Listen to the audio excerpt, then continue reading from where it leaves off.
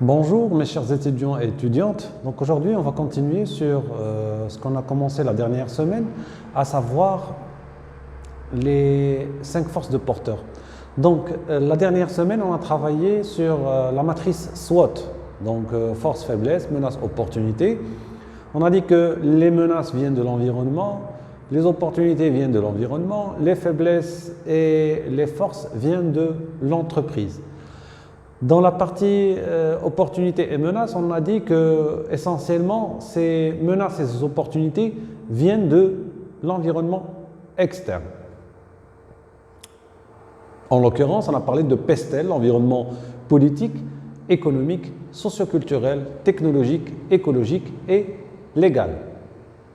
Par exemple, ce que nous vivons aujourd'hui vient de l'environnement externe. L'entreprise ou plusieurs entreprises, plusieurs secteurs et même l'économie, elle est menacée par le coronavirus et ses conséquences. Fermeture d'entreprises, restriction de travail, confinement pour la population. Donc, les entreprises doivent faire face à cette menace, c'est une menace, et par contre, il y en a d'autres qui en profitent. Pour eux, c'est une opportunité. Alors, pensez aux entreprises qui fabriquent les hydrogels, pensez aux entreprises qui fabriquent les masques, pensez aux entreprises qui fabriquent des gants, pensez à des entreprises qui fabriquent du matériel médical. Effectivement, pour ces gens-là, il n'y a pas de crise. Donc, ils vont profiter pleinement de la situation. Bien sûr, ça leur désole aussi en termes humains, mais en termes économiques, ils vont profiter de l'occasion. Par contre, pour d'autres entreprises, c'est une menace. Donc, vous voyez comment l'environnement il agit sur les entreprises. On a un exemple très concret, c'est ce qu'on vit aujourd'hui avec la pandémie du Covid-19. Donc, vous avez bien compris. Maintenant, concrètement, vous êtes à la maison, vous n'arrivez pas à rejoindre vos classes à cause du coronavirus et on est en train de faire des cours en ligne aussi pour la même raison. Donc, vous comprenez maintenant quelle influence peut avoir l'environnement concrètement. Ça vous a touché concrètement, vous êtes à la maison et vous ne pouvez pas suivre vos cours. Bon nombre d'entreprises, ils ont réduit les effectifs, ils ont arrêté la production. Et le phénomène, il est mondial, donc l'environnement peut apporter des surprises parfois bonnes, parfois mauvaises. Maintenant, aujourd'hui, on va parler de 5 forces de porteurs. Alors, pourquoi les 5 forces de porteurs? Alors, Porter, c'est un chercheur en management. Il a influencé beaucoup par son travail la littérature économique, managériale, surtout au niveau stratégique. Et il a pensé aux 5 forces du micro-environnement de l'entreprise. Tout à l'heure, on a parlé de macro-environnement, des grandes tendances qui influencent sur l'entreprise. Maintenant, on va parler côté micro-environnement. Qu'est-ce qu'il y a là-dedans? Alors, pour faciliter la chose, qu'est-ce qu'un micro-environnement? Alors, le micro-environnement, il est composé essentiellement des partenaires de l'entreprise avec qui elle travaille, que ce soit des clients, des fournisseurs, mais aussi des concurrents, autres prestataires, mais qui sont liés, comme les banques par exemple, mais qui sont liés à l'environnement de l'entreprise de près et qui touchent le secteur de l'entreprise. On parle de fournisseurs dans un secteur, on parle d'un concurrent dans un secteur donné. Alors, avec ces éléments-là, l'entreprise, elle aura des interactions. Des interactions parfois en faveur de l'entreprise, parfois à l'encontre de sa faveur. Parfois l'entreprise, elle a le poids, parfois elle ne l'a pas. Donc, ces forces-là exercent du poids sur l'entreprise. Les 5 forces de porteurs, on va les citer, on va les expliquer et ça sera l'objet de notre cours. Alors, commençons. 5 forces de porteurs, qu'est-ce que c'est? Le modèle des 5 forces de porteurs, il présente l'environnement concurrentiel de la firme. Il s'agit d'une veille pour éviter Il représente l'environnement concurrentiel de la firme et il s'agit d'une veille pour éviter de mettre l'avantage concurrentiel en danger et d'assurer la profitabilité des produits à long terme. Alors, qu'est-ce que ça veut dire? Une veille pour éviter de mettre l'avantage concurrentiel en danger. On a parlé de l'avantage concurrentiel et on a dit que l'avantage concurrentiel, il trouve sa source dans le facteur clé de succès que l'entreprise peut avoir. Grâce à cet avantage concurrentiel, l'entreprise, elle peut vendre. Et je vous ai dit que l'entreprise qui n'a pas d'avantage concurrentiel, elle ne peut pas vendre. Tant que vous n'avez pas d'avantage concurrentiel, vous ne pouvez pas faire face à la concurrence. Donc, l'entreprise, elle a intérêt à veiller à ce que l'avantage concurrentiel soit préservé. Et c'est ce que Porter a essayé d'expliquer et de faire avec ces 5 forces de Porter. Pour l'entreprise, cette vision est importante car elle est en mesure d'orienter ses innovations en termes de choix et de stratégie et d'investissement. La rentabilité des activités au sein de la structure industrielle dépend des 5 forces suivantes. Effectivement, si vous n'avez pas la capacité à garder votre avantage concurrentiel et le préserver, vous ne pouvez pas aller plus loin dans votre secteur. Voilà, on va présenter les 5 forces de Porter. Alors, premièrement, la première force, c'est l'intensité concurrentielle. L'intensité concurrentielle. L'intensité concurrentielle, on va parler tout à l'heure, mais d'abord on va présenter les 5 forces. L'intensité concurrentielle, la menace des nouveaux entrants, les menaces des produits de substitution, le pouvoir de négociation client et pouvoir de négociation des fournisseurs. Alors, apprenez bien ces 5 forces. D'abord l'intensité concurrentielle, et puis les produits de substitution. Troisièmement, les nouveaux entrants. Quatrièmement, le pouvoir de négociation des clients. Et cinquièmement, le pouvoir de négociation des fournisseurs. On va passer force par force et on va voir quelle influence a chaque force sur l'entreprise. Alors commençons d'abord par l'intensité concurrentielle, mais avant, on va rappeler certaines règles d'or. D'abord, il y a la 6e force. Alors de quoi s'agit-il? C'est l'État et les pouvoirs publics qui peuvent fortement influencer tous les intervenants dans un secteur. À travers les lois, les règles, les normes, dans un secteur donné, on peut influencer tous les partenaires dans un secteur. Donc souvent, le modèle est complété par une 6e force des pouvoirs publics. C'est un élément important car la législation et les normes peuvent influencer chacune des 5 forces de Porter. Et puis, le facteur clé de succès, il faut identifier les facteurs clés de succès de l'environnement, c'est-à-dire que pour disposer d'un avantage concurrentiel, il faut maîtriser certains éléments stratégiques. Je vous ai rappelé ça la dernière fois, je vous le rappelle toujours. Le facteur clé de succès est l'avantage et la source de l'avantage concurrentiel. Le facteur clé de succès est la source de l'avantage concurrentiel. Qu'est-ce qu'un facteur clé de succès? Un facteur clé de succès est un élément de l'offre qui a de la valeur pour le client, que ce sera acheteur, consommateur ou bien prescripteur, dans la chaîne conception, production et distribution, et qui vous permet d'avoir un avantage concurrentiel sur vos concurrents. Chaque entreprise, elle doit garder ses facteurs clés de succès, elle doit les préserver parce que c'est ça ce qui va donner l'avantage concurrentiel. Ça peut être le coût, ça peut être le design, ça peut être la production, la qualité de la production, ça peut être la distribution et l'ingéniosité dans la distribution. Donc, chaque élément peut être un facteur clé de succès et il peut se traduire par un avantage concurrentiel par la suite.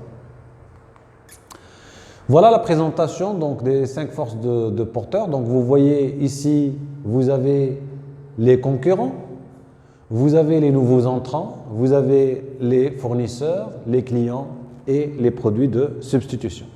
Commençons d'abord par les concurrents. Alors, les concurrents, ils font de la pression sur un secteur. Quand vous êtes dans un secteur et vous avez plusieurs concurrents, d'abord la guerre des prix, et puis la guerre entre chacun des entreprises en termes de qualité, en termes de prestations, en termes marketing, en termes de promotion. Donc ce qui fait ça, vous fait la pression.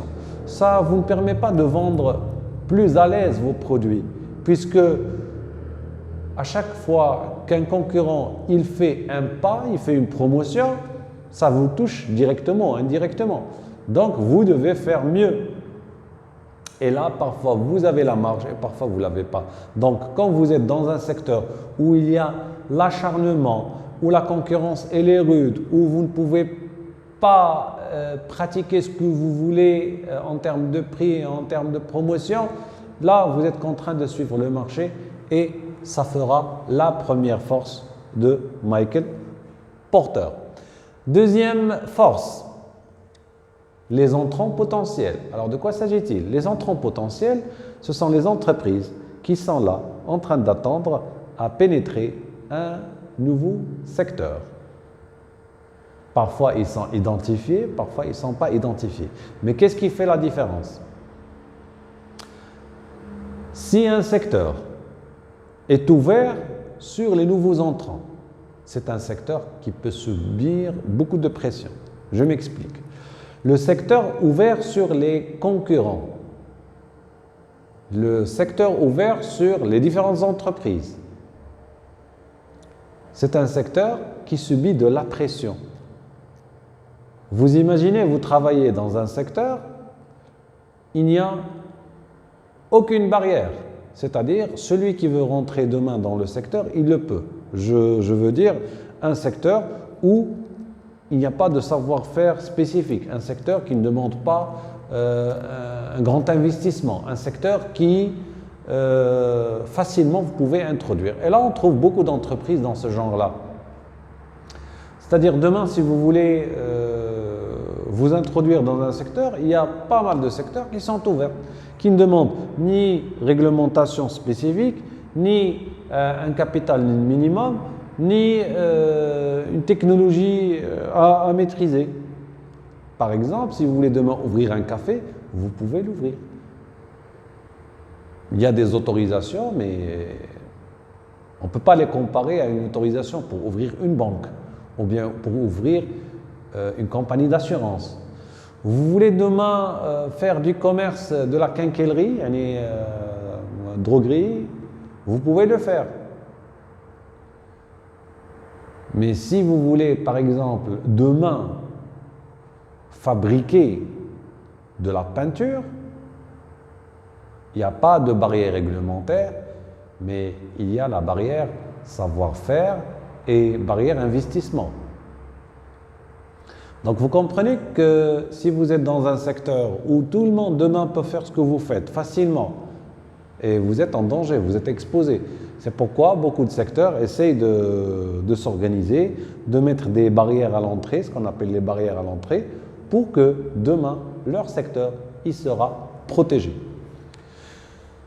Troisième force, vous avez les fournisseurs. Alors, quand vous êtes dans un marché et vous avez un seul fournisseur, eh bien, ce fournisseur, il ne va pas vous donner des facilités de paiement. Ce fournisseur, il sera trop exigeant. Je vous donne l'exemple. À un certain moment, Altadis, qui est devenu Imperial Tobacco par la suite, et qui vend les cigarettes au niveau du royaume. Donc, elle imposait aux épiceries, les bureaux de tabac, le chèque contre la marchandise. C'est-à-dire, il n'y a pas de crédit. Et figurez-vous, si, par exemple, le jour de la réception de la marchandise, les salariés de Imperial Tobacco ne trouvent pas le règlement, alors ils ne vous livrent pas d'abord le produit, quelle que soit la durée de fidélité que vous avez, et plus encore, vous achetez le produit avec restriction. C'est-à-dire, vous n'achetez pas la quantité que vous voulez. Donc vous voyez comment un fournisseur fort et unique dans son marché, qu'est-ce qu'il peut faire? Alors de même pour les fournisseurs, pour les matières premières, etc. Donc s'il se trouve qu'il est seul, alors il va imposer ses règles. Mais par contre, si vous avez plusieurs fournisseurs, alors dans ce moment-là, vous pouvez marchander, vous pouvez négocier les prix, vous pouvez négocier les délais de paiement, vous pouvez négocier les retours. Hein. Par exemple, vous pouvez retourner la marchandise si elle s'avère qu'elle ne se vend pas. Pourquoi? Parce qu'il y a plusieurs fournisseurs. Et le fournisseur, lui aussi, il se dit qu'il y a plusieurs fournisseurs, il a peur de vous perdre, donc il fait son effort pour vous garder, autant qu'entreprise bien sûr. Les clients. Alors, pouvoir négociation client. Donc, pour les pouvoirs négociation client, de la même manière, si vous êtes une entreprise et vous avez beaucoup de clients, mais vraiment beaucoup de clients, alors les clients ne peuvent pas vous imposer quoi que ce soit. On ne peut pas imposer à Samsung quoi que ce soit. On ne peut pas imposer à Apple quoi que ce soit. Mais si par exemple, votre client, c'est Marjan, ou bien c'est BIM, ou bien c'est Carrefour, et que Marjan ou Carrefour ou BIM achètent une grande quantité. Pire encore, si vous avez 80%, 70% de votre chiffre d'affaires avec de grosses entités, alors là, ils vont vous imposer. Et c'est ce qu'ils font la grande distribution.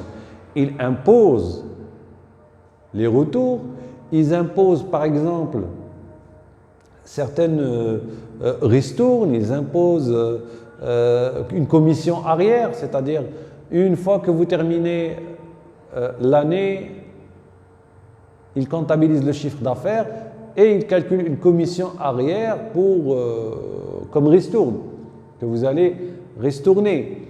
Donc, plus vous avez un client, un gros client, plus il aura de pouvoir de négociation. En fait, qu'est-ce qu'il va négocier? Il va négocier le prix, il va négocier les délais de paiement. Si vous êtes avec Marjan, il va vous dire on va vous payer 90 jours après. Et là, vous dites c'est beaucoup, c'est pas normal. Alors, si vous ne voulez pas, vous avez le choix. Mais en fait, est-ce que vous avez le choix de changer Marjan? Vous allez vraiment rater un gros client. Donc, c'est la loi du marché. Donc, effectivement, les clients, s'ils ne sont pas nombreux, ou bien s'ils constituent la majorité de votre chiffre d'affaires, une grande partie, ils vont influencer sur ce que vous faites. Et puis, les substituts, donc les produits de substitution. Est-ce que votre produit est substituable? Est-ce qu'on peut remplacer votre produit? Alors, si on peut remplacer votre produit facilement, là, vous êtes en danger. C'est une cinquième force qui vient faire de la pression sur votre secteur. Alors, imaginez si vous voulez rentrer dans un secteur ou investir dans un secteur. Et là, on vous fait l'explication des 5 forces de porteur. Donc, logiquement, vous allez prendre ce secteur-là et mettre en exercice les 5 forces de porteur. En fait, comment on fait? On prend chaque force et on va vous donner une graduation sur 5, c'est-à-dire 5 points. 5 points, 5 points, 5 points. Alors, comment vous allez noter? C'est-à-dire, si la force, elle est intense, on va donner 5 points. Si la force, elle est faible, très faible même, on va donner 1 point. Si elle est moyenne, on va donner 3 points. Et ainsi de suite. Donc, imaginez chaque élément, 5 points. 1, 2, 3, 4, 5. 1, 2, 3, 4, 5. 1, 2, 3, 4, 5. Et 1, 2, 3, 4, 5. Et pour chaque élément, on va donner une note. Bien sûr, selon des critères. Les critères que j'ai cités. Et ça sera par la suite un autre exercice de prendre un secteur et d'analyser chaque force et de la noter. Je termine pour les produits de substitution. Donc ces produits-là, c'est les produits qui peuvent satisfaire le même besoin que votre produit. Par exemple, vous êtes dans le transport, vous avez des autocars, ben, le train c'est un produit de substitution. Vous êtes dans le transport interville, et ben, une solution comme le covoiturage, ça serait un produit de substitution. C'est-à-dire, si vous n'êtes pas là, le produit substitut va prendre votre place. Ou bien, si vous devenez trop cher ou bien inaccessible, le produit de substitution va prendre votre place.